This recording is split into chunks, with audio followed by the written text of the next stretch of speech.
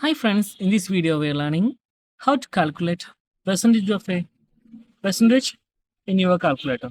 So we are calculating 80s 40 50 percentage, okay, amount of 80 and then get 50 percentage of this digit.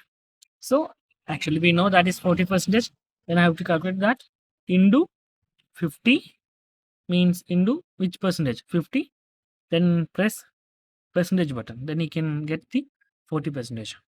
So it will be useful for 3,255 rupees. Then get the 25 percentage into 25. Okay. Then press the percentage button. Then you will get 830.75 is the 25 percentage.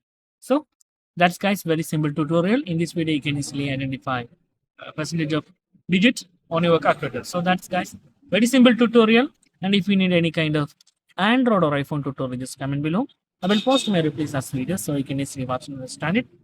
And if you enjoy this video, please like, comment, share, and subscribe our channel for getting more videos like this. Thank you so much for watching. Have a nice day. Bye bye.